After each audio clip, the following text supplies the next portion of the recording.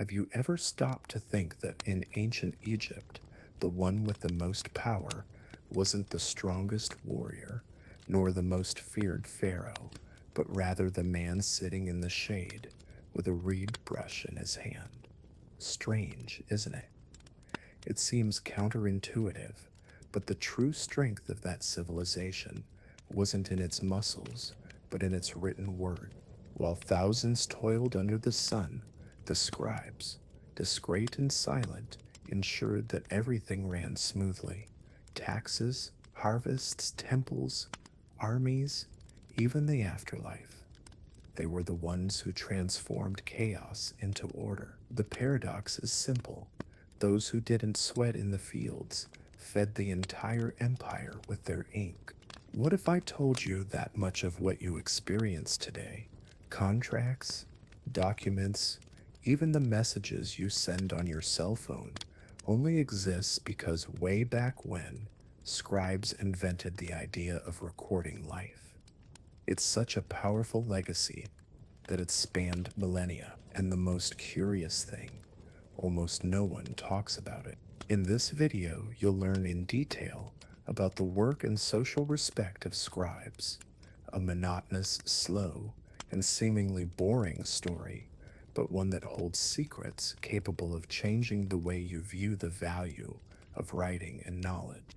So tell me in the comments, where are you from, and what time is it there now? I want to see how far this story goes. Writing in ancient Egypt emerged almost as a timid whisper in the vastness of the desert.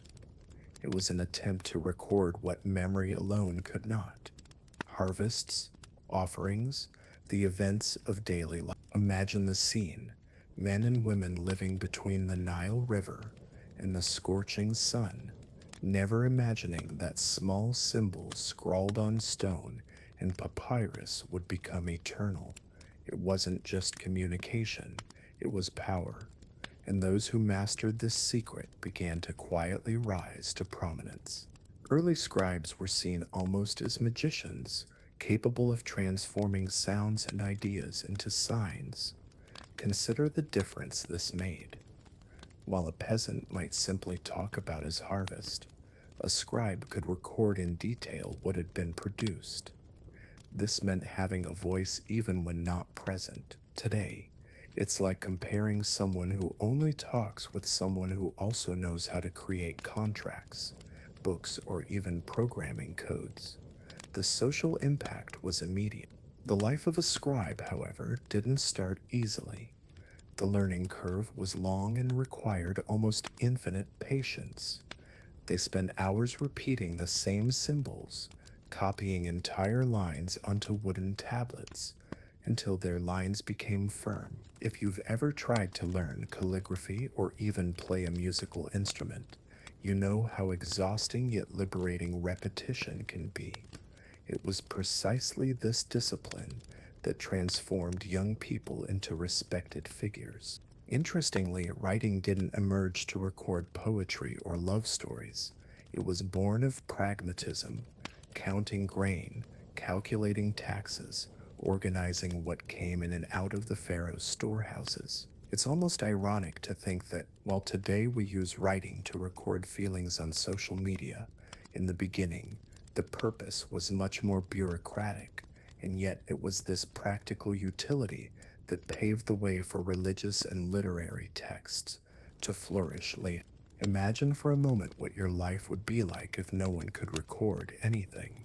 No employment contracts, no books, no cell phone messages.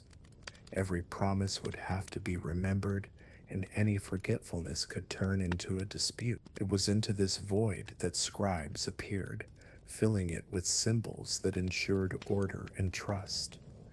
They were the bridge between the chaos of orality and the stability of writing, a bridge few could cross. And so, amidst the dust of villages and the corridors of temples, scribes rose up as guardians of the written word.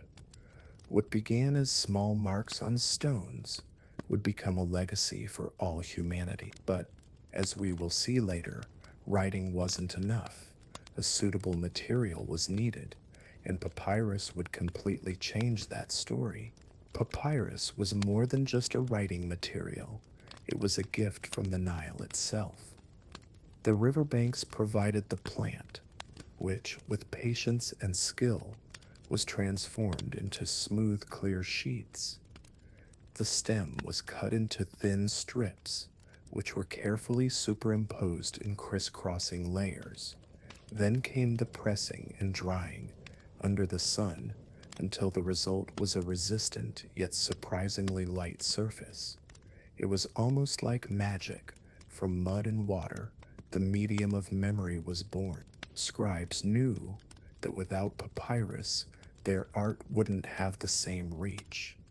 Engraving on stone was laborious and heavy, while writing on clay was limited and fragile. Papyrus, on the other hand, offered mobility. It could be rolled up, transported, and stored in makeshift libraries. It was like comparing, today, the difference between writing a letter by hand on paper and recording everything on a cell phone with unlimited storage. Practicality completely changes the way we record the world. It's worth imagining the routine: men working on the riverbanks, harvesting the thick stems, carefully washing them, and then artisans cutting each strip with almost surgical precision. The fresh scent of the cut fibers must have mingled with the humid wind coming off the Nile. Anyone who has worked with wood or crafts knows there's a kind of quiet pleasure in transforming raw materials into something useful. Papyrus carried exactly that feeling, the human touch that shapes nature into culture. Papyrus's value was so high that it became a trade good. Merchants carried scrolls to other peoples, and this helped spread Egyptian writing beyond its borders. It was a portable treasure. Today, it would be like carrying a flash drive full of valuable information, or even a hard drive storing years of work.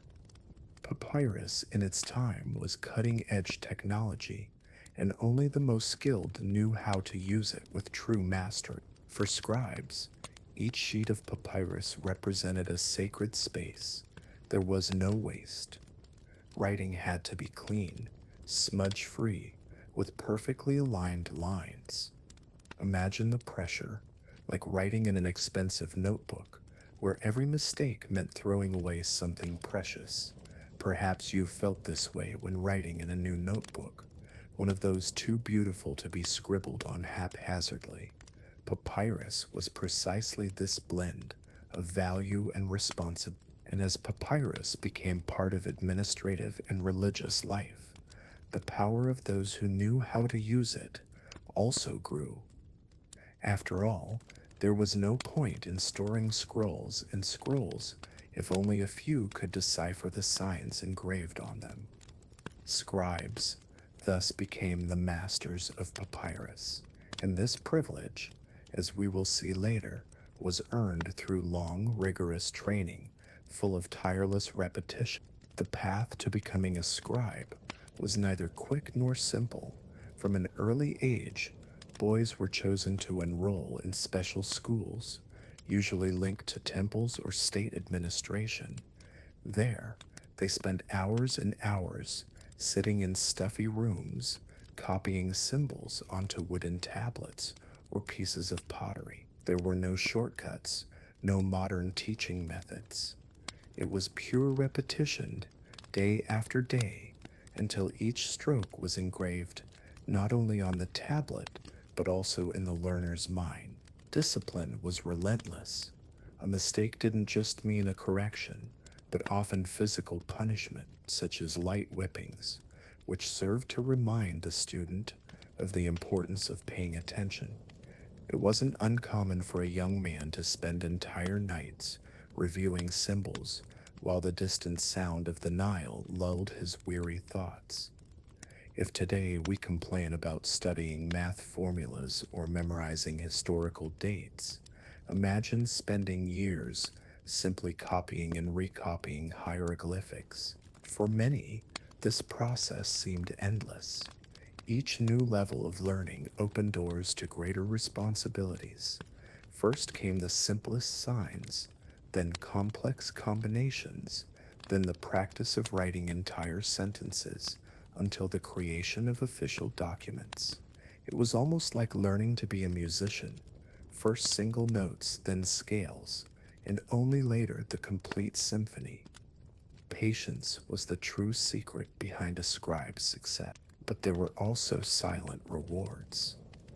Little by little, the young man realized he was acquiring something no one could steal: knowledge. While the peasants were trapped in the exhausting routine of the fields, the apprentice scribe immersed himself in a universe of symbols that connected him to gods, kings, and the future. It's similar to what we feel today when we master a new skill, whether learning a language or programming software, a mastery that opens up unexpected paths.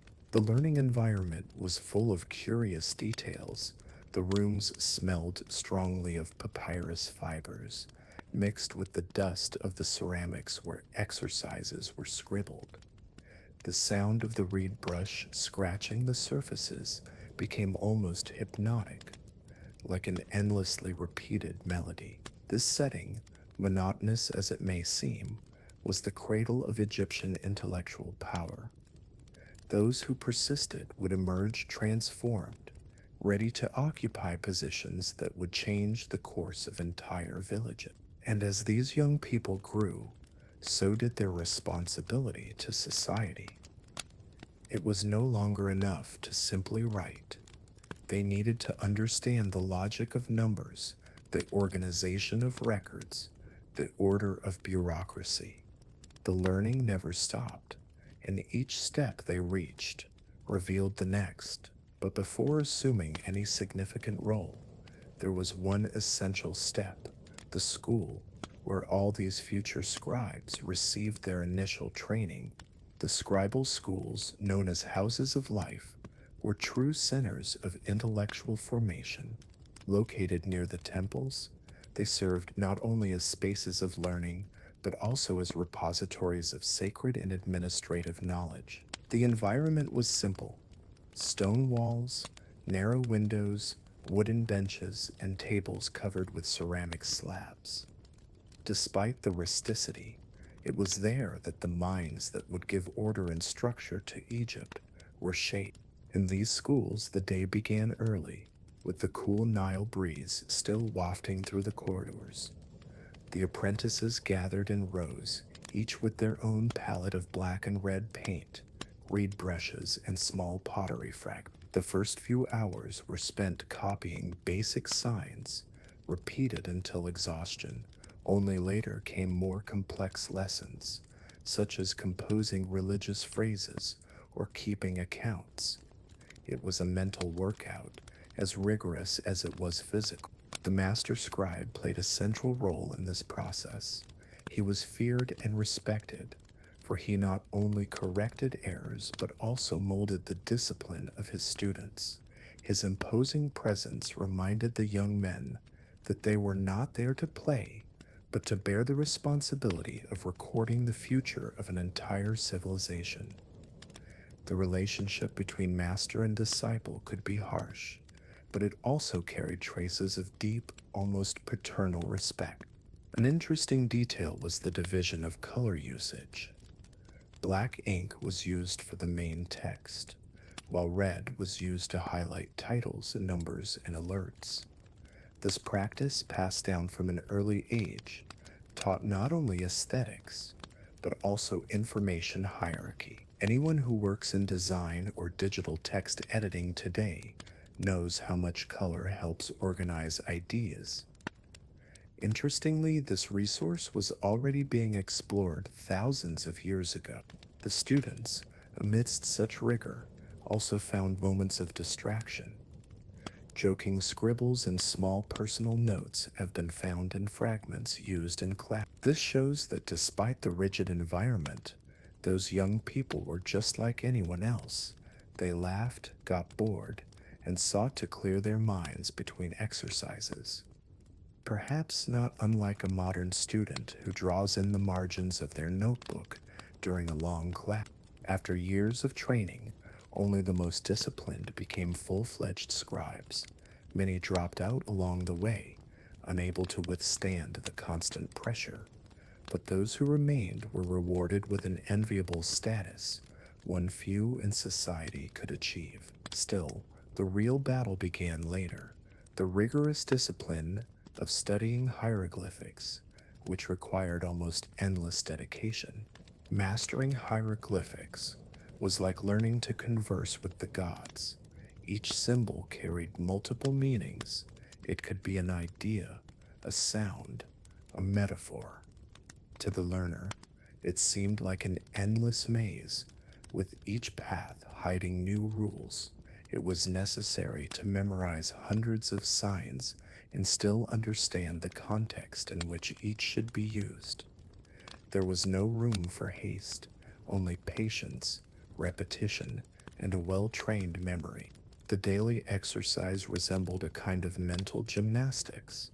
They repeated the symbols dozens of times until the strokes flowed naturally. It was similar to an athlete's training. Muscles and mind needed to be conditioned to the same movement without fail. Anyone who has spent hours practicing calligraphy, trying to make every letter look the same, can imagine the feeling. And here, each slip-up was not just a mistake, but a break in the sacred tradition of writing. Hieroglyphics also required aesthetic sensitivity. It wasn't enough to write correctly, it had to be beautiful. The lines had to align, the proportions had to be perfect, the whole thing had to convey balance.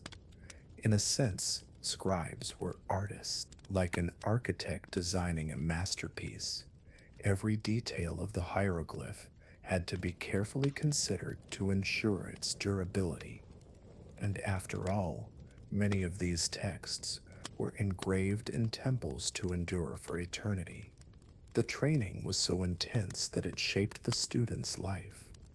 From early on, the young man would wake with the first light of the sun, knowing he would spend the entire day in front of tablets and papyrus. While other boys ran along the banks of the Nile, he sat in silence, reproducing symbols that seemed endless. It's like comparing the life of a modern-day teenage gamer who spends hours in front of a screen with that of a scribe who spent the same amount of time in front of ancient symbols. To support this process, the masters encouraged discipline and concentration as supreme virtues. No distractions, no wandering thoughts. The apprentice should keep the mind focused, like someone meditating on a repeated mantra. It's curious to think that today, when we practice mindfulness exercises or study memorization techniques, we are, in a way, repeating habits that were already cultivated in ancient Egypt. And so, with years of relentless practice, hieroglyphics ceased to be a mystery and became an extension of the scribe's mind. But the learning didn't end there. The acquired knowledge needed to find real-world application. After all, simply writing wasn't enough. This skill needed to be applied to the heart of state administration, where each entry could change the lives of thousands. The life of an apprentice scribe was marked by disciplined monotony. Imagine waking up every day and spending hours repeating the same signs, hundreds of times, until they became automatic. This repetition wasn't seen as punishment, but as a ritual of mind building, like a musician who repeats scales or an athlete who practices the same movements. The scribe found in daily habit the path to perfection. The study space was filled with the constant sound of reed brushes scratching papyrus and ceramics. The smell of paint, made from soot and water, mingled with the heavy air of the room. Day after day, this scenario repeated itself without much change. For many young people, it might seem tedious, but for the most determined, Each symbol drawn was a silent step towards social recognition. It was a slow process, but one filled with purpose. This insistence on repetition had a clear objective: to transform learning into reflex. Just as we type on a keyboard today without thinking about the keys, scribes needed to write hieroglyphics without hesitation. Every line, every curve, every detail had to flow naturally. The mind, trained for years, ended up responding like a precise machine. This ensured that, in the future, documents would be produced without errors and quickly. It's worth reflecting on how repetition still shapes our lives today. When someone learns to drive, play the guitar, or even cook a complicated recipe, they repeat the same steps over and over until they become part of their routine. The scribe did the same, only with symbols that carried the weight of supporting the entire bureaucracy of an empire. This connection between past and present shows that discipline remains the key to any deep learning. Patience was the true test. Many gave up along the way, unable to endure the seemingly endless routine. But those who persisted discovered that repetition transformed their minds, expanded their memories, and sharpened their concentration. It was as if each line drawn was a small stone helping to build the wall of knowledge. Little by little, boredom turned into wisdom. And when they finally mastered this repetition, the young scribes were ready for something greater. Because knowing how to draw perfect symbols was pointless if they couldn't be used to promote order and administration. Thus, these future scribes would go on to work on the state's vital records, overseeing something that directly affected everyone's lives: taxes and tributes paid in grain. The scribe was not just any writer, he was the heart of Egypt's administrative machinery. Everything that happened, from harvest to public works, first passed through his hands. He was the one who transformed events into permanent records, ensuring that nothing was lost over time. The Pharaoh might be the supreme figure, but without the scribes, his power would have no practical basis. They were the eyes and memory of the government. Every tax paid in grain, every head of cattle registered, every worker summoned to build temples was documented in meticulously written papyri. Imagine the scene: full warehouses, the sound of sacks being emptied, the smell of freshly harvested wheat. The scribe observed it all, and with his ink palette, left the record that would determine whether a village was in order or in debt. It was a silent power, but one with enormous consequence. In practice, these records were tools of social control. A miscalculation or omission could affect entire families, perhaps even sparking local conflicts. Therefore, scribes required absolute precision. Today, we could compare them to accountants, lawyers, and financial analysts, all rolled into one. Without them, the state would be lost in confusion, unable to administer a territory as vast as that of ancient Egypt. Interestingly, this position also required neutrality. The scribe was always caught between two worlds: that of the people, who saw him as a tax collector, and that of the Pharaoh, who expected unconditional loyalty.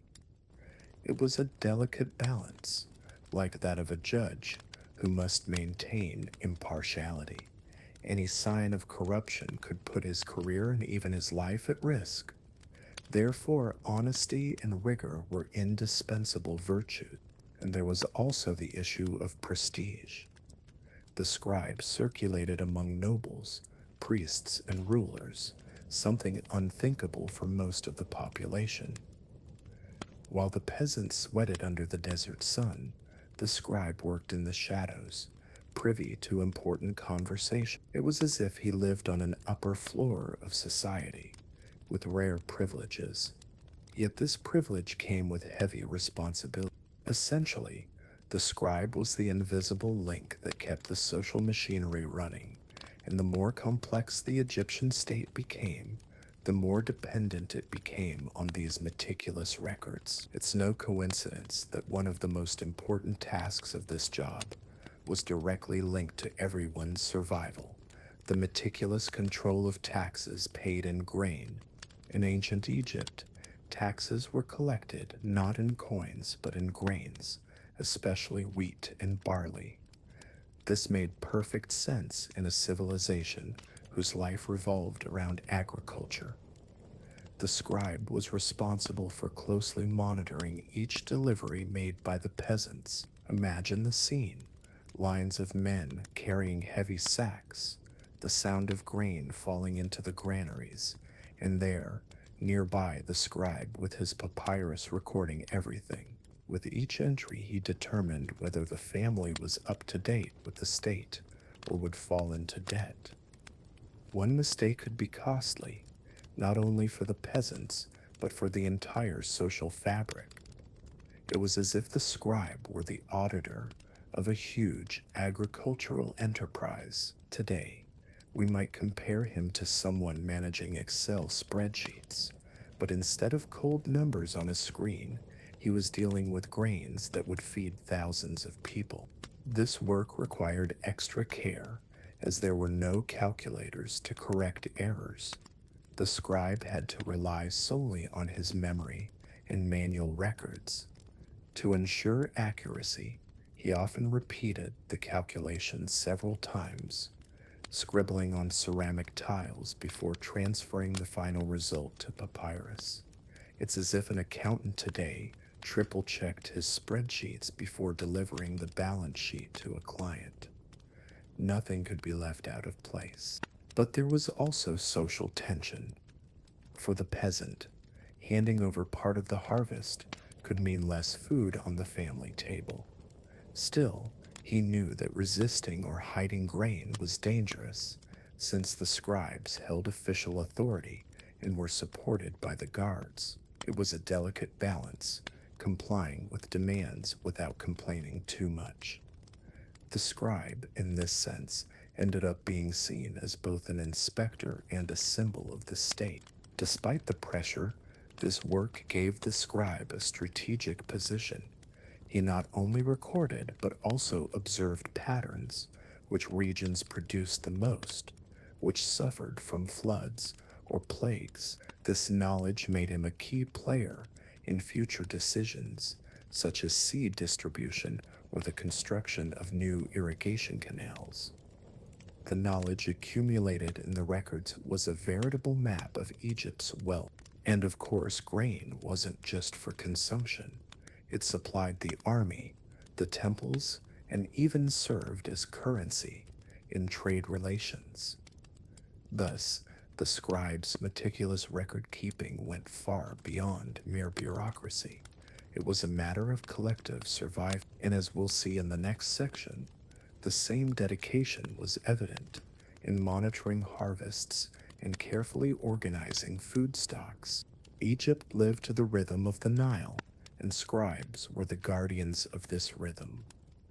The entire agricultural cycle, the rivers flooding, planting, harvesting, and storage, was closely monitored by their records. They walked the fields, observing rows of golden wheat blowing in the wind, while recording the yields of each region on tablets.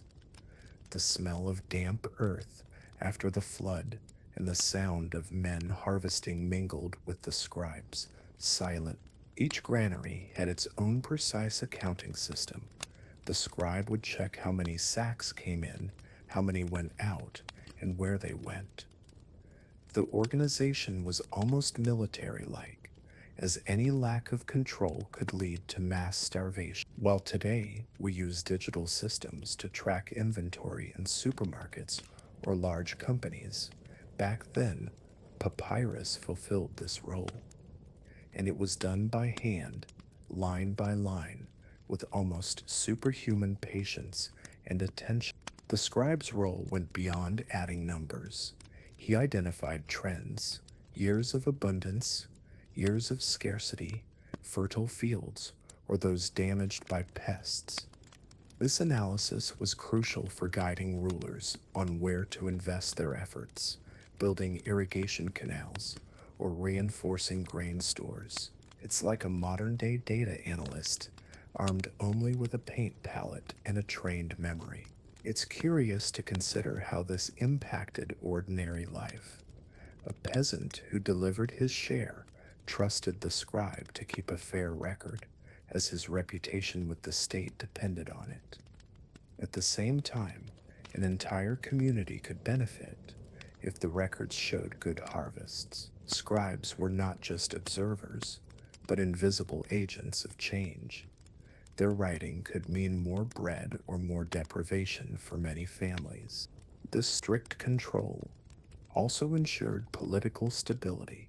Pharaohs needed to prove they had the power to feed their people, and scribes were the foundation of that promise. A well-managed granary was a symbol of security, but a recording error could turn into a crisis. Thus, the discreet work of writing numbers and names on papyrus maintained the legitimacy of the entire regime, an immense responsibility for seemingly fragile hands.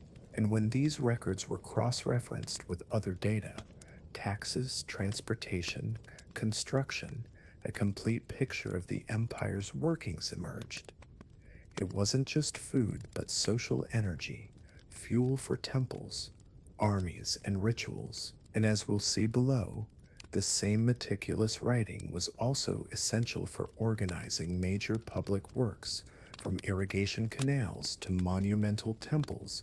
Scribes were also a constant presence on Egypt's great public works. It wasn't just about erecting monuments or digging canals. Every detail had to be planned, organized, and recorded. As masons lifted blocks of stone under the scorching sun, there was always a scribe in the shade, recording the number of workers, the materials used, and the progress made. He was the administrative mind behind the brute force. Imagine a construction project like the construction of a temple. Hundreds of men carrying heavy blocks, the rhythmic sound of sledgehammers echoing in the air, dust covering tired bodies. Amidst this organized chaos, the scribe remained calm, scribbling records that would ensure each worker's payment. In the arrival of new materials, he was like a modern civil engineer, but armed only with papyrus and manual calculations. Irrigation canals deserved special attention. Without them, the Nile's floods would be useless for agriculture. The scribe monitored the progress of the excavations, recorded the exact measurements, and ensured the work was completed on time. If a canal was delayed, an entire harvest could be lost. It's like today, when the construction of a road or a dam determines the economic future of a region. This administrative role did not diminish his responsibility. On the contrary, it increased it. The pharaoh trusted the scribes to transform grandiose projects into reality. After all, it was impossible to be present at every construction project, but the meticulous records provided a faithful portrait of what was happening. It was as if each papyrus were an official report delivered directly to the ruler. Without this data, any decision would be pure guesswork. Interestingly, the scribes had privileged access to these behind-the-scenes details. While the public saw only the completed monument, they witnessed the construction from the first stroke to its inauguration. They knew how many hands had labored, how many lives had been sacrificed, and what human effort lay hidden behind the grandeur. This made them guardians of invisible memories, those that marble and stone would never reveal. And don't think their work was limited to engineering. Just as temples and canals required records, so too did offerings to the gods require constant monitoring.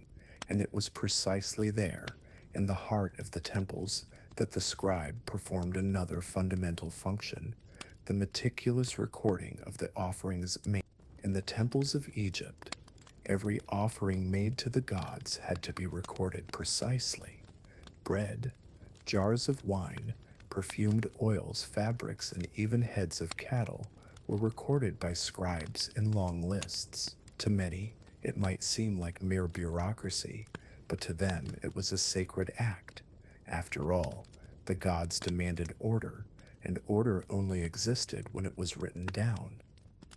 The sound of prayers echoed through the temple, while the scribe, in silence, transformed faith into a record. The setting was grand. Walls covered in hieroglyphics, colossal statues, and the intense aroma of incense burning before the altars. Amidst the scene of devotion, the scribe remained discreet, seated in his corner with his ink palette and an open papyrus scroll. Every detail of the offerings was recorded, so that no one would dare question whether the gods were receiving less than their due. It was Egypt's spiritual accounting. These records also had a practical function. If a temple received fewer offerings than usual, the priests could quickly identify a problem with the harvest or local commerce. The scribe, without realizing it, was a link between heaven and earth, translating human desires into numbers and lists. Today, we could compare him to someone who keeps a church's accounting, ensuring that every donation is correctly recorded. The trust placed in the scribe was immense. Imagine the responsibility. Any error could be interpreted as negligence or even disrespect to the gods. Therefore, concentration was absolute. Anyone who has worked with budget spreadsheets knows the pressure of not being able to make a mistake, especially when it involves something greater than the work itself. This was how it was in the temple. Every written line carried divine weight. Interestingly, this routine created a kind of ritual of its own. For the scribe, writing wasn't just recording, it was participating in the ceremony. While the priest spoke aloud, he spoke with his hands.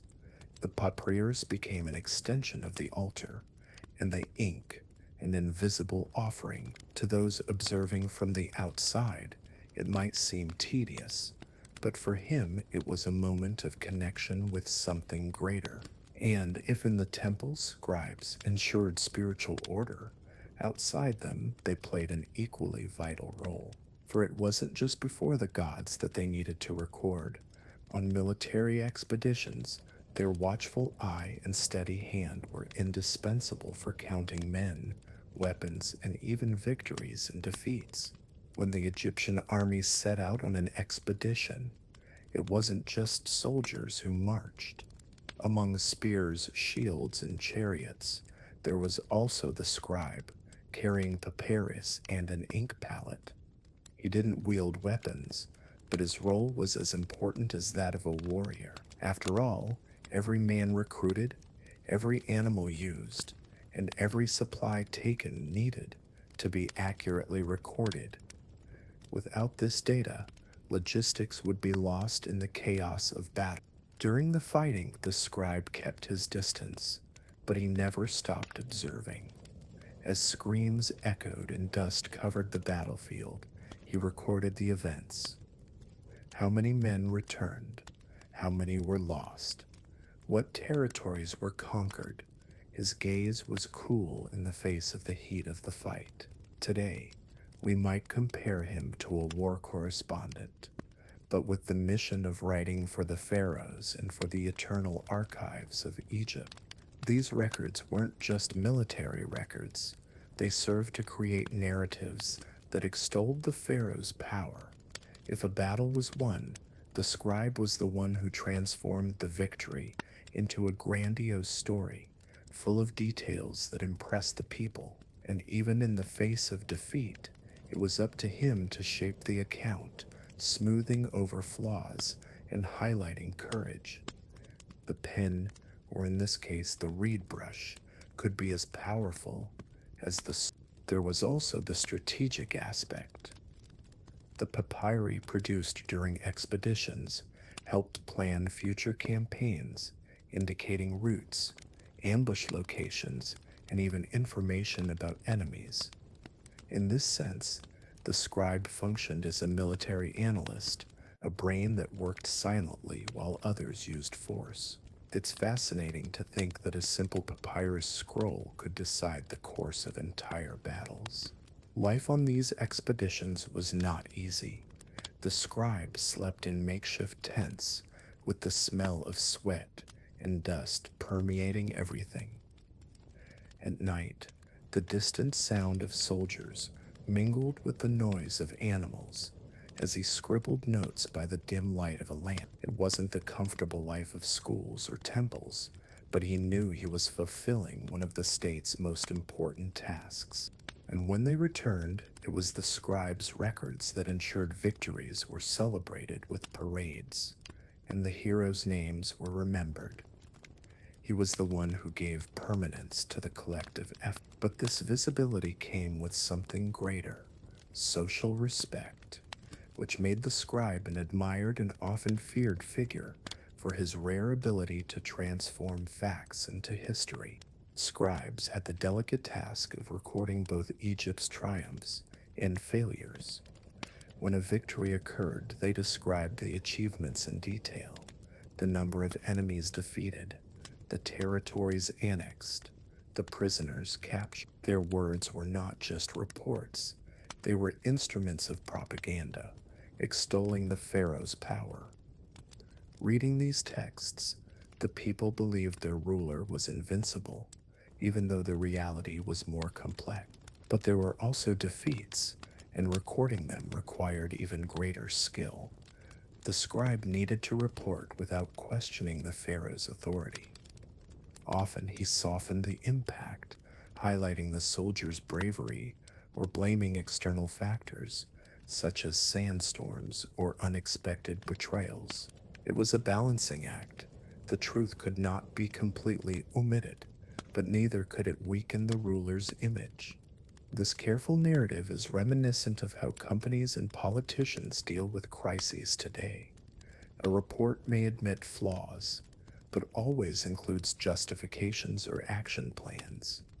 The scribe did the same, only with red and black ink that immortalized each line on the papyrus. He was, at once, a reporter, editor, and state marketer, shaping the story according to the interests of the central government.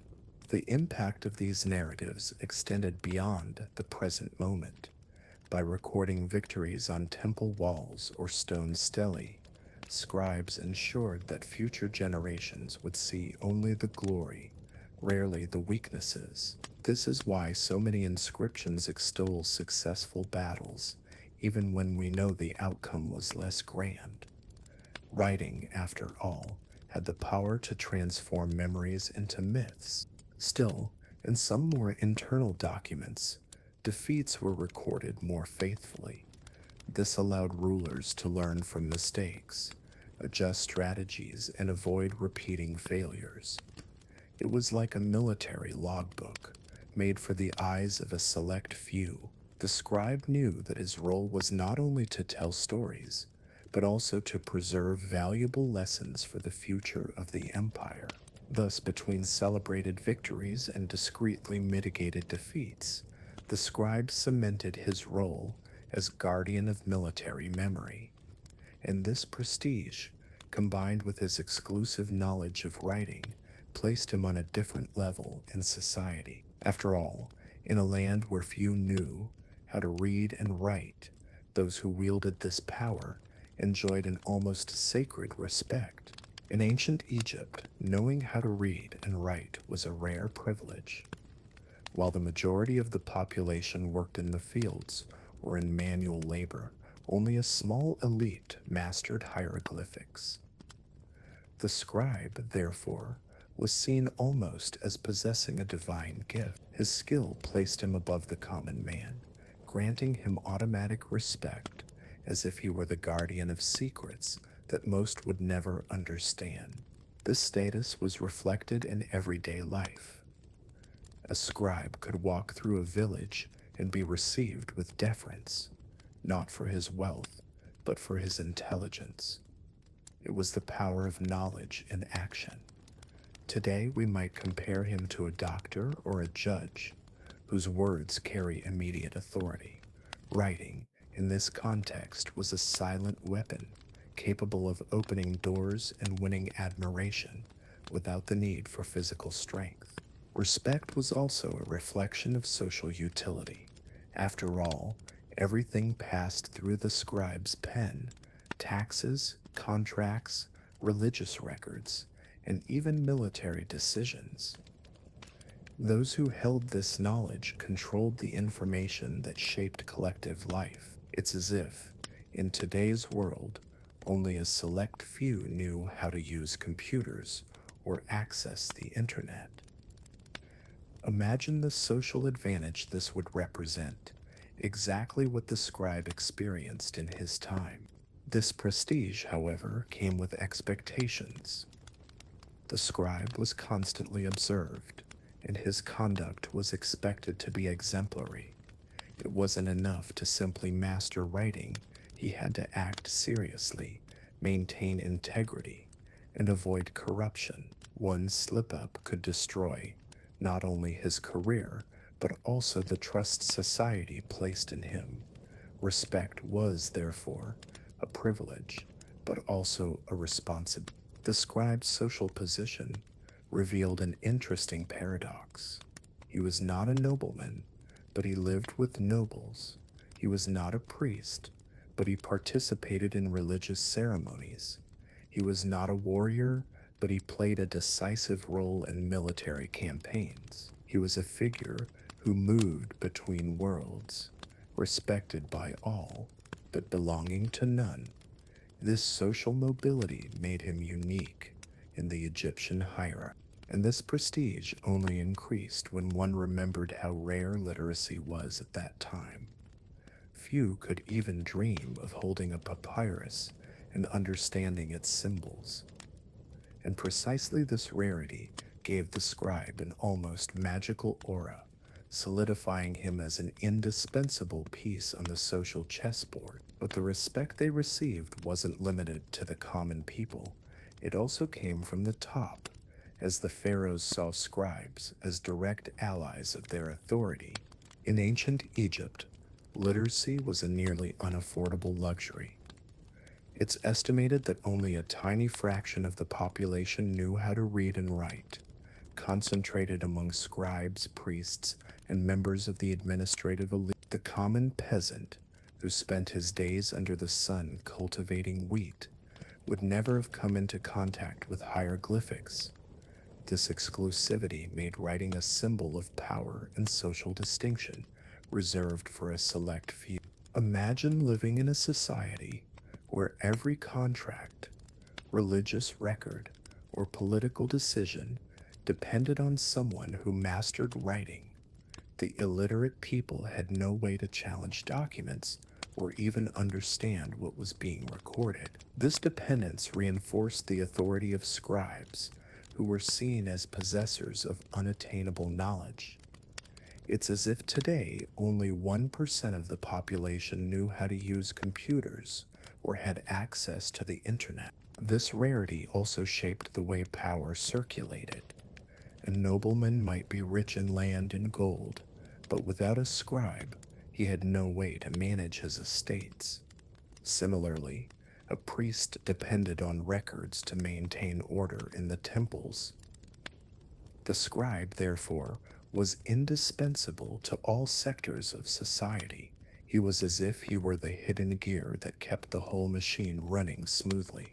It's interesting to note that for the few who managed to become literate, this meant not just a career, but a complete change of destiny.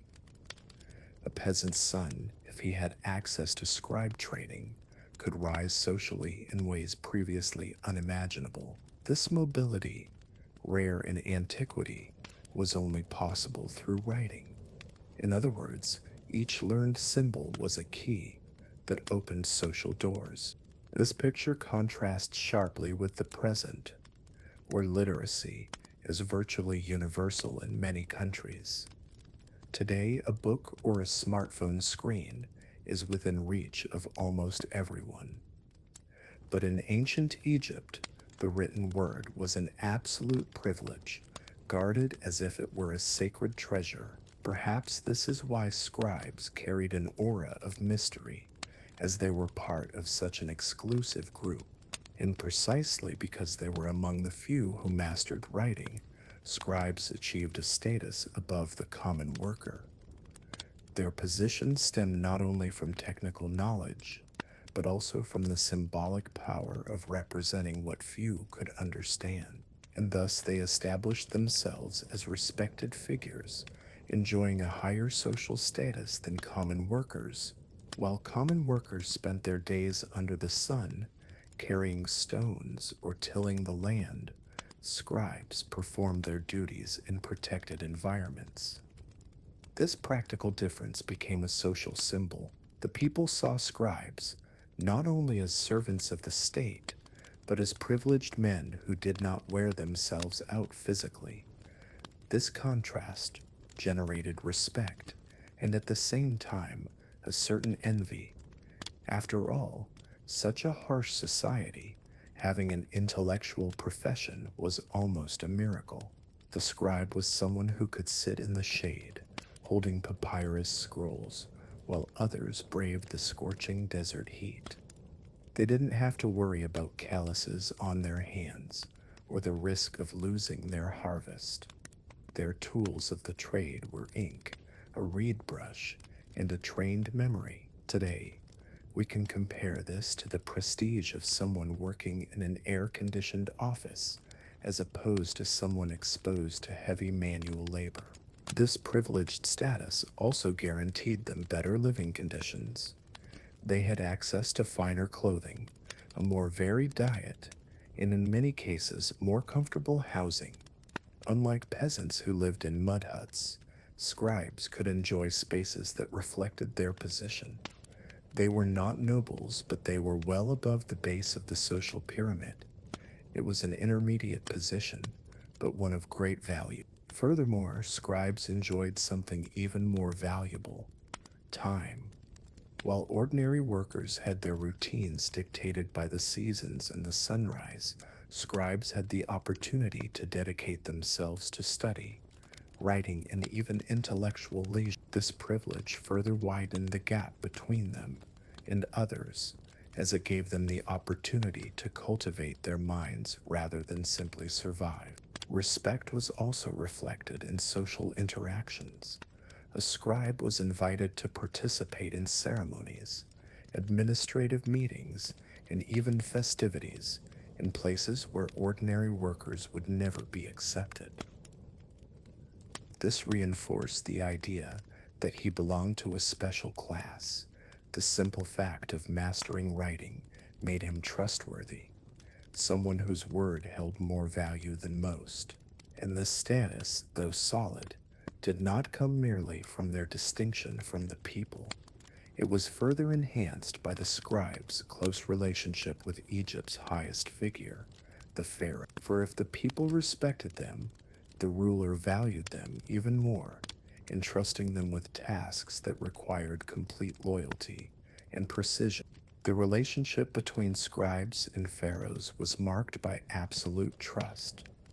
While many would never see the ruler up close, the scribes had direct access to him, recording his orders, decrees, and even words spoken in private audiences. They were as if they were the translators of power, transforming the pharaoh's voice into symbols that would ensure its permanence over time.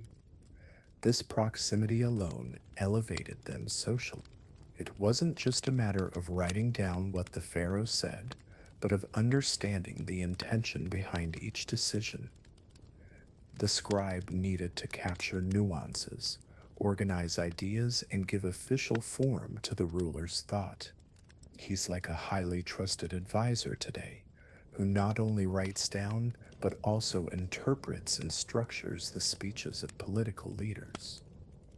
The pharaoh spoke for the present, and the scribe transformed these words into records for eternity.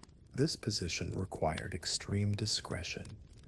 The scribe often had access to strategic information, military decisions, and even personal royal matters. Any oversight could be costly, both to him and his family. Therefore, they were chosen not only for their skill, but also for their loyalty. Serving the Pharaoh was an honor, but also a burden, as it entailed immense responsibility. The symbolism of this relationship was profound. The Pharaoh was considered a living god, and the scribe, by recording his words, indirectly participated in this divinity. His hand became an extension of the sacred will. It was a kind of spiritual and political partnership where ink gave form to the divine order. The scribe, therefore, not only wrote, but also consecrated the ruler's power. Proximity to the pharaoh also brought practical benefits. Gifts, lands, and privileges could be granted in recognition of faithful work. This further reinforced the scribe's status, setting him apart from the rest of the population. Imagine someone today who works directly in the presidential or ministerial office. Their influence extends far beyond what meets the eye. Such was the scribe's position before the Egyptian threat. And of course, this trust placed in scribes wasn't limited to the court. Throughout the kingdom, they were seen as guardians of the official word, those who made the pharaoh's orders a reality. This trust, as we will see below, stemmed from the fact that they were responsible for guarding information that determined the fate of all Egypt. The trust placed in scribes was almost sacred. They not only recorded facts, but also guarded the state's secrets. Peace treaties, tax records, court decisions, and even religious rituals passed through their hands. Imagine the weight of this responsibility. A simple papyrus could decide the fate of entire villages, establish borders, or seal alliances. The scribe was therefore a kind of living vault of information. This trust wasn't built overnight. The scribe was tested over the years with small tasks until he proved his loyalty and accuracy. Each error corrected, each well-written record strengthened his reputation. It was like life today. Those who manage large companies don't hand over financial reports to just anyone. They must trust the professional who handles such sensitive data. The same was true in ancient Egypt. Keeping official information also meant being part of the political game. The scribe knew details most would never imagine. He knew who owed taxes, which cities were prospering, and which were in crisis. In some cases, he possessed enough data to influence decisions, even indirectly. It was a silent but real power, because knowledge has always been synonymous with authority. This position required absolute discretion. The scribe could not comment on what he knew, nor use it for personal gain. Any deviation could be interpreted as treason, and the consequences would be fatal. Therefore, many lived privately, aware that their greatest asset lay not in their wealth, but in the information they carried. They were literally custodians of the state's memory. Interestingly, this role as guardian of information hasn't been lost over time.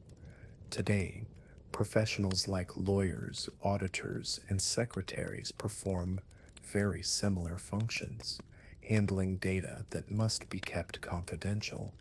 And, as in Egypt, trust is the key element. Without it, no political or administrative structure can sustain itself for long. And although the responsibility was enormous, there was also a more symbolic and spiritual dimension to their work. For it wasn't just administrative documents that passed through their hands, but also sacred, religious, and funerary texts. And it is precisely at this point that we see how scribes became bridges between everyday life and eternity. Scribes weren't limited to administrative documents, they were also artisans of spirituality. Their skills were required to write religious texts, rituals, and magical formulas that connected humans to the gods.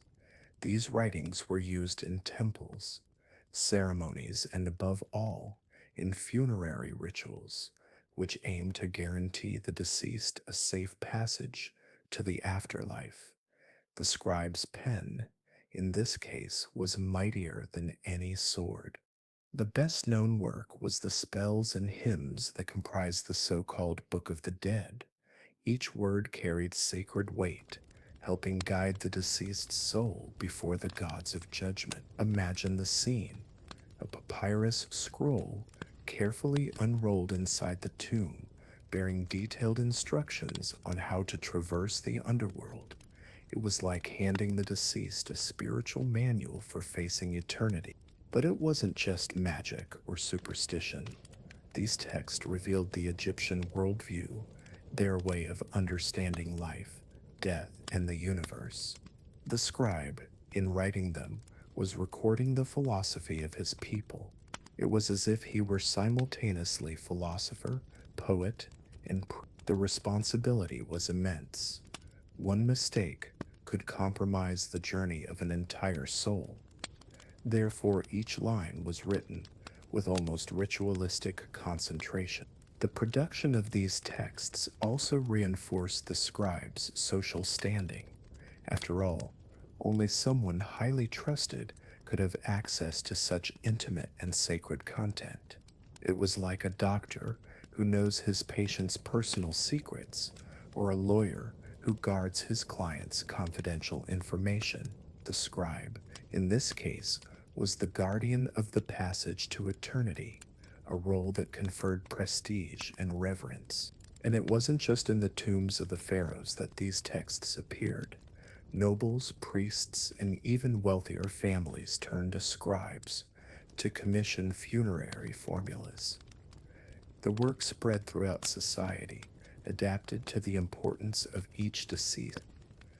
Thus, writing was not only an administrative resource, but also a profound link between humanity, death, and the gods. Over time, these texts diversified, forming literary traditions such as the pyramid texts and the coffin texts. Each of them revealed a facet of Egyptian spirituality, preserved by the steady hand of the scribes. And it is precisely in this production that we see how they shaped not only the present, but also the vision of the afterlife. But this was not their only contribution. They were also responsible for recording the stories of the gods and the myths that explained the world. The pyramid texts were one of the first major works attributed to scribes. Engraved on the inner walls of royal tombs, these texts were not intended for any common reader, but exclusively for the pharaoh and his journey after death. Each symbol carved into the stone represented a prayer, a spell, or an instruction to ensure the rulers reached the gods. The scribe, by translating them into inscriptions, participated in the king's immortalization. Later, these texts gave rise to the coffin texts. Instead of being confined to the pyramids, they began to be written on the coffins of nobles and members of the elite. This expanded the reach of religious knowledge, allowing more people to believe they had a chance at eternal life. The scribe, therefore, became the link between the spirituality of royalty and the faith of the privileged classes, spreading formulas that were previously exclusive to the pharaohs. These texts were complex and extensive. They spoke of battles against supernatural beings, instructions for passing through the gates of the afterlife, and magical words to gain divine protection. The scribe needed a profound command of the language and its symbols, as any error could compromise the ritual. Imagine crafting a survival manual for eternity in which every detail was vital. Such was the magnitude of the responsibility he assumed. The impact of these records goes beyond religion. They reveal to us today how the Egyptians viewed death, the cosmos, and the gods. Reading these texts is like opening a window into the mind of an entire civilization. And all of this is only possible because scribes, with their patience and skill, dedicated themselves to recording each sign on stone or papyrus. Without them, much of Egyptian spirituality would have been lost to time. These inscriptions also had a strong aesthetic dimension.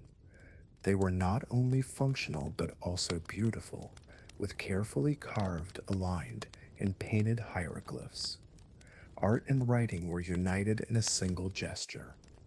The scribe, in this sense, was also an artist, transforming walls into eternal books. The fusion of beauty and sacredness reinforced the idea that the written word had divine power. And as the production of these texts grew, the scribes' role as guardians of Egyptian mythology was further cemented. They wrote not only for the eternity of the dead, but also for the memory of the living, recording the myths that explain the origin of the gods and the world. And it is precisely at this point that we find their next great responsibility, recording the stories of the Egyptian gods and myths. Scribes were also tasked with preserving the myths that underpinned the Egyptian worldview. Stories of gods such as Ra, Isis, Osiris, and Horus were recorded on papyrus, temples, and walls, ensuring they were not lost to oral tradition. These narratives explained everything from the creation of the world to the social order, serving as the basis for religion and politics. By writing them down, the scribe immortalized the cosmogony that guided the entire people. These myths were not just religious tales, but guides to conduct and explanations of daily life. Why did the Nile flood? Why did the sun rise every day?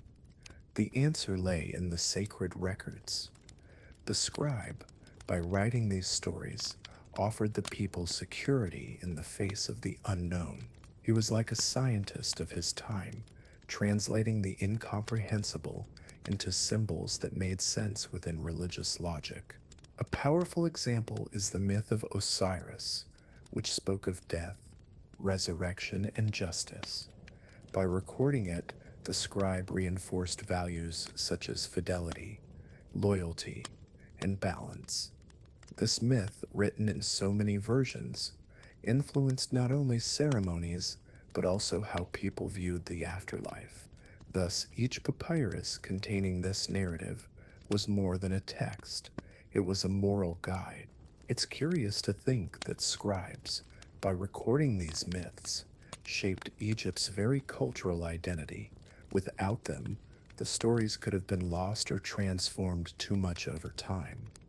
Their writing was the antidote to oblivion. Today, we can compare this to the digital preservation of traditions and cultures, as when online libraries store ancient texts that would otherwise have disappeared. The work also required artistic sensitivity. It wasn't enough to simply write, it was necessary to convey rhythm, harmony, and beauty to the text. Many mythological papyri featured colorful illustrations that complemented the narrative. The scribe thus became not only a writer, but also a curator of the collective imagination. He gave visible form to the invisible, translating the gods into words and images. And as they consolidated the myths and divine stories, the scribes also reinforced the power of the temples, which depended on these records to legitimize their authority. Each temple was not only a place of worship, but also a center of bureaucracy, where scribes performed fundamental functions. It was at this point that their responsibility grew even greater. Their role in the day-to-day administration of the temples. The temples of Egypt were not just religious centers, but veritable administrative machines. There, priests oversaw the rituals, but it was the scribes who ensured order behind the scene. They recorded the offerings received, the properties belonging to the temple, the workers involved, and even the judgments made in the name of the gods. Without the scribes, spiritual grandeur would lose practical support. Each temple functioned like a small city, with its own granaries, workshops, pastures, and even courts. The scribe kept it all under control, recording every detail on papyrus. Imagine the scene: priests chanting before colossal statues, while, behind the scenes, silent scribes listed grains, fabrics, and animals. It was the invisible side of devotion, but equally essential. This work also meant power. Those who controlled the temple accounts knew exactly how much wealth circulated there. In some cases, the scribes had more information about the local economy than the regional rulers themselves. They were like a chief accountant, knowing where the resources were and how they were used. The temple, after all, survived not only on faith, but also on rigorous administration. The presence of scribes in temples reinforced their image as guardians of balance. They were seen as men who united the sacred and the practical. While dealing with numbers and records, they also participated in religious ceremonies, participating, albeit indirectly, in contact with the gods. This dual role made them indispensable and further strengthened their social prestige. It's not difficult to draw a parallel with today. Large religious institutions still have administrative teams that manage donations, assets, and events. But in ancient Egypt, this function was concentrated in the hands of scribes, whose writing transformed faith into organization. Thus, the temple was not only a place of prayer, but also an economic center sustained by ink and papyrus. And if scribes were already indispensable in temples, their influence also extended to commerce. After all, every exchange of goods needed to be recorded to avoid dispute. It was in this context that they assumed another vital responsibility: overseeing commercial transactions and ensuring order in local markets. Trade in ancient Egypt was vibrant, from local fairs to caravans crossing deserts. But all this activity was only credible because there were scribes to oversee the exchanges. They recorded what came in and what went out, noting everything from small barterings of food to large-scale transactions involving precious metals or fine fabrics. Without their presence, any negotiation could turn into a dispute. The scribe's role was, above all, to ensure trust. If two merchants exchanged 100 sacks of wheat for jars of wine, it was he who confirmed and recorded the agreement. This written record functioned as a contract, something that could not be easily challenged. Today, it would be like the signature on a digital document, or the receipt for an online purchase, a guarantee that the agreement would be fulfilled. The local markets were full of life: the smell of spices, the sounds of animals, the hubbub of vendors hawking their wares. And amidst this sensory confusion, the scribe remained steadfast, focused on his records. His figure brought an aura of order to the chaos. It was the certainty that every transaction, no matter how simple, had official validity. This practice also helped maintain economic stability. With accurate records, it was possible to calculate regional production, assess the flow of goods, and even predict shortages or abundances. The scribe thus became a primitive economic analyst. Their notes guided decisions that went far beyond markets, affecting resource storage and distribution policies. For the people, the presence of a scribe was a symbol of justice. Knowing someone was recording every detail reduced the chances of deception or fraud. Of course, as in any system, there was room for corruption. The general trust stemmed precisely from this formality. The scribe, with his reed brush, legitimized commerce, transforming simple exchanges into official commitments. And just as in commerce, This care for records also appeared in another sensitive area of social life, genealogies. After all, knowing who was whose son and which families were entitled to land or inheritance was crucial, and once again, scribes were the guardians of this memory, ensuring that lineage remained intact. In local markets, the scribe had a nearly invisible but essential presence. As vendors shouted their offers and buyers bargained, he remained attentive, recording every important exchange. The scent of ripe fruit, spices, and animals mingled with the heat of the day, creating a chaotic atmosphere. Yet amidst this hustle and bustle, writing brought order. It was as if the papyrus were a thread of balance that kept the market running. These notes served as informal contracts. If someone sold cloth in exchange for barley, the scribe ensured the agreement was honored. This record served as evidence, protecting both seller and buyer. Today, we can compare this to the simple act of requesting a bill of sale, a piece of paper that secures rights and avoids conflict. In Egypt, this role was fulfilled by the scribe's careful writing. The work wasn't just mechanical. The scribe also had to interpret situations, mediating disagreements. Imagine two merchants arguing over whether the quantity delivered was correct. It was the scribe who resolved the issue, consulting his notes. Thus, in addition to being a recorder, he acted as an arbitrator, maintaining market harmony. It was a position of trust requiring both technical expertise and social sensitivity. This routine gave the scribe direct contact with the people's daily lives. He saw firsthand their hardships, their needs, and even their tricks to escape their obligations. This intimate perspective allowed him to understand society at deeper levels.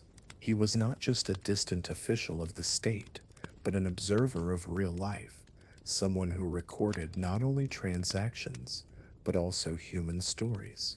Records also helped fuel broader administrative control. Information gathered in markets could be cross-referenced with harvest and tax data, revealing economic patterns. In this way, even seemingly simple notes became part of a broader system that sustained Egypt's order. Every local transaction, no matter how small, had an impact on something larger.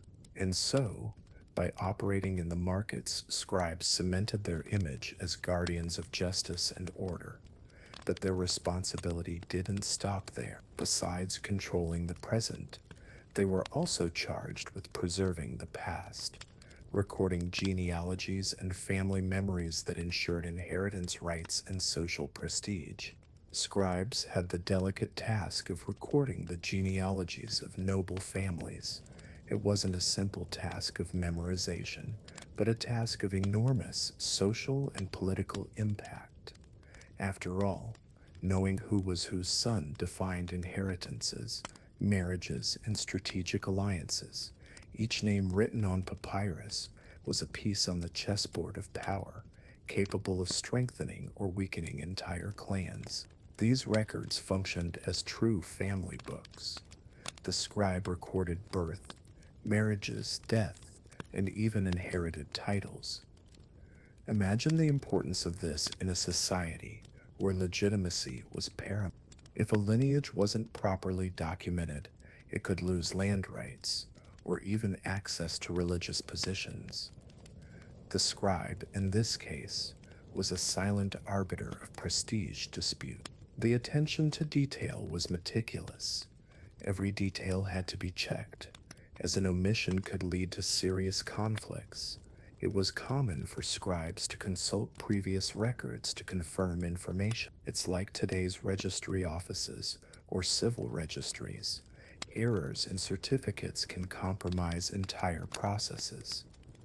The difference is that in Egypt, writing was so rare that these documents gained almost absolute weight. This role further reinforced the status of scribes. They not only recorded the daily lives of the people, but also served as guardians of the elite's memories. This put them in direct contact with nobles, priests, and rulers, expanding their social influence. After all, those who held the keys to memory also controlled the future of many families. Interestingly, these records weren't merely cold and formal. Some papyri contained tales that demonstrated a concern for keeping family identity alive. There were notes on deeds, positions held, or even descriptions of notable figures. The scribe, in this sense, was also a narrator of each lineage's history, conferring dignity on the families he served. And if genealogies defined the future of noble families, scribes also had an equally critical function in another aspect of the social order, recording judgments and enforcing the law. After all, Egyptian justice also depended on the written word for its legitimacy. In the courts of ancient Egypt, the scribe was an indispensable figure. As judges and priests, the scribe was an indispensable figure. As judges and priests decided disputes, he recorded every detail on papyrus, names of those involved, accusations, defenses, and sentences. Without this record, decisions would be lost in the fragile memory of witnesses. Writing transformed justice into something tangible, creating a history that could be consulted whenever necessary. Documentation served as a guarantee of impartiality. If someone was wrongly accused, the written record allowed for comparison and verification of whether the law was being followed. It was the embryo of what we now call judicial process. Imagine a peasant accusing another of stealing part of the harvest. It was the scribe's responsibility to ensure that the decision was backed up by documents, avoiding future challenges. These records also reinforce the Pharaoh's authority. After all, justice was seen as an extension of his divine will. By transforming decisions into words, the scribe consecrated royal power, making him not only a political figure, but also the guardian of cosmic order. It was a delicate balance between human and divine law, which gained legitimacy thanks to papyrus. The work required absolute attention. Every detail carried weight, from the way names were written to the order of the charges. One mistake could change the fate of a family or an entire community. Anyone who has ever filled out an important contract knows the feeling, the responsibility of not missing a single comma. For the scribe, this tension was daily, and even more critical because everything was official. Beyond everyday disputes, scribes recorded general laws that organized life in the empire. Rules on taxes, trade, inheritance, and even acceptable behavior were preserved in official texts. This body of law, written and transmitted, allowed justice to continue from generation to generation. It was as if each papyrus were a code of conduct for Egyptian society, and this role as guardians of order connected the scribes to an even more sacred dimension, their relationship with the god Thoth, patron of writing and wisdom. After all, for the Egyptians, it was not just a matter of bureaucracy, but also of spirituality, since every written word was connected to the divine. For the Egyptians, writing was not just a human skill, but a divine act. Scribes were directly associated with the god Thoth, considered the patron of writing, wisdom, and time. Each stroke made on the papyrus was, in some way, an extension of this god's will. This elevated the scribe to a near sacred status, transforming their work routine into a form of spiritual devotion. Thoth was depicted with the head of an ibis or as a baboon, always associated with knowledge and cosmic balance. It was believed that he had recorded all the words and laws of the universe. Thus, the scribe, when writing, imitated the god himself. It's not hard to imagine how this increased the prestige of his profession. It wasn't just bureaucracy, it was the divine order itself being inscribed in the material world. This association also brought responsibility. The scribe had to act ethically, avoiding errors and corruption, as any failure would be seen as an offense to Thoth himself. The work, therefore, was not only a technical matter, but also a spiritual one. It was as if each written symbol were a prayer, and each papyrus an altar. This transformed the practice of writing into something much greater than simple record. Social respect intensified because of this connection. The people saw scribes not only as state officials, but as men of wisdom, capable of accessing hidden truths. Many believed they could interpret divine signs or understand mysteries inaccessible to the rest of the population. It was a silent but deeply revered power. This connection with Thoth also led to scribes being sought out for advice. They were often seen as wise men capable of guiding personal and collective decisions. This aura of wisdom placed them in a prominent position in any social context. Today, we can compare them to philosophers or spiritual masters whose words influence far beyond the technique they master. And this divine connection brought yet another privilege. Scribes didn't have to perform hard labor in the fields or on construction sites. Their intellectual craft, legitimized by the gods, guaranteed them better living conditions. While many suffered under the scorching sun, they remained in shaded and protected places, dedicating themselves to the craft of writing. While peasants spent hours under the sun, their feet in the mud and sweat dripping down their bodies, scribes plied their trade in shaded locations, often inside stone rooms in temples, libraries, or administrative offices. The heat was still present, but it was incomparably milder than that experienced in the fields. This contrast reinforced the idea that writing was not just work, but a privilege. The difference was also evident in their health. The peasant suffered from back pain, hand injuries, and illnesses caused by continuous physical exertion. The scribe, however, protected indoors, preserved his body for longer. This was reflected in his appearance and even his longevity. It was like comparing someone who works in an air-conditioned office today with someone who spends the day under the sun on a construction site. The scribe's work environment had another striking feature: silence. While the fields were filled with the noise of tools, animals, and shouts, the scribe's space was dominated only by the soft sound of the reed brush gliding across papyrus. This calmer environment fostered concentration and made writing almost a meditative act. It was an intellectual refuge amidst the chaos of everyday life. But of course, this privilege didn't mean an absence of effort. Writing for hours also required discipline, focus, and mental stamina. Fatigue came in other forms: tired eyes, stiff hands, and the constant pressure to avoid mistakes. Still, for most people, it seemed a light burden compared to the hardships of harvesting, carrying, or building. Therefore, many dreamed of having a child who was a scribe as a way to escape the physical labor. This contrast was reinforced by social status. The simple fact of not being exposed to the sun already distinguished the scribe from a different perspective. The people saw in him a model for a more comfortable and less arduous life. This privilege of working in shelter became part of the prestige that surrounded his profession.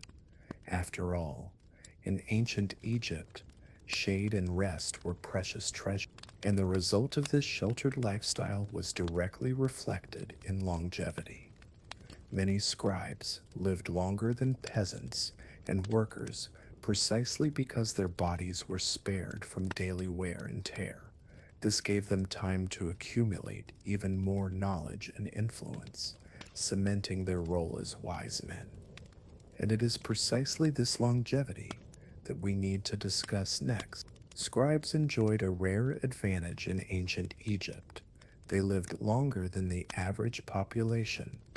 While peasants' and laborers' health was sapped by daily physical exertion, scribes, protected from the scorching sun and heavy labor, preserved their strength longer. The mere fact of practicing an intellectual profession increased their chances of reaching old age in good condition. This longevity had important social implications. An experienced scribe was not only a survivor of time, but also a master accumulator of wisdom. His memory served as a living archive for younger generations. Imagine the scene: an elder, surrounded by apprentices, recounting experiences from his time serving previous pharaohs. This figure became almost legendary, respected for his knowledge and long life. The contrast with the rest of the population was stark. Many common workers barely reached full maturity, victims of accidents, hunger, or exhaustion. The scribe, though not free from disease, had a routine that was less damaging to his body. It was like comparing the life expectancy of those who endure long hours in mines or construction sites today with that of those who work in intellectual activities. The impact was palpable. Longevity also allowed scribes to see the results of their own work. Papyri written decades earlier still circulated in the hands of others, and they could witness how their notes influenced the administration of the kingdom. This sense of continuity was rare in an era when most left little trace of their existence. The scribe, in this sense, had the chance to see his work endure through time. Furthermore, living longer also meant holding positions of greater responsibility. An elderly scribe was not discarded. On the contrary, he was promoted to supervisory and teaching roles. This ensured that his experience was utilized to the fullest. Thus, writing became not only a source of status, but also of social longevity, expanding its role within the structure of the state. And this legacy of long life and permanent records cemented the scribes' image as pillars of Egyptian civilization. Not only did they live longer, but they also left marks that survived for millennia. The result is that today, we still know their works and teachings. And it is precisely in this legacy that the final point to be explored lies: the cultural legacy left by the scribes for posterity. The scribes' work was not limited to their own time. By recording laws, myths, rituals, taxes, and genealogies, they built a heritage that spanned the centuries. Thanks to them, we now know how Egyptian society functioned in impressive detail. Each preserved papyrus is like a window into the past, allowing the modern world to understand the mentality and organization of one of history's most fascinating civilizations. This legacy is not only technical, but also spiritual and cultural. Religious texts, such as the Pyramid texts and the Book of the Dead, continue to inspire researchers, artists, and the curious. To this day, the stories of gods and pharaohs, patiently recorded, still inhabit the imagination of millions. It's as if the voices of the scribes still echo, whispering through time, reminding us of the importance of the written word. Furthermore, the scribes imparted a timeless lesson: the power of knowledge. In a world where few knew how to read and write, they demonstrated that wisdom can transform destinies and shape entire societies.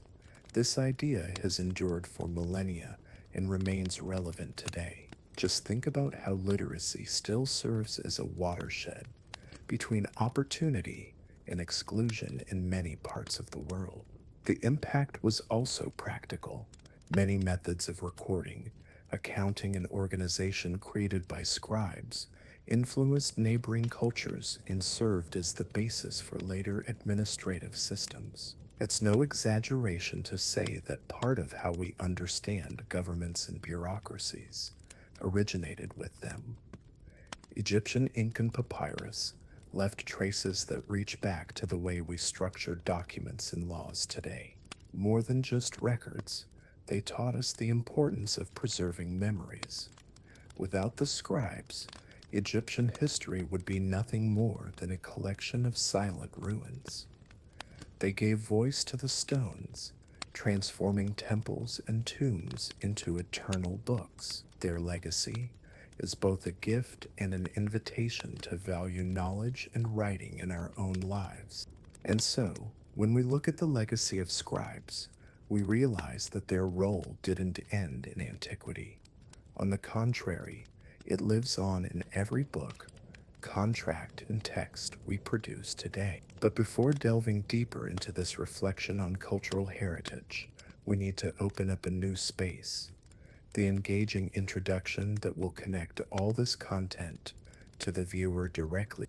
Now that you understand the role of scribes, tell me, do you truly value the power of writing and knowledge today?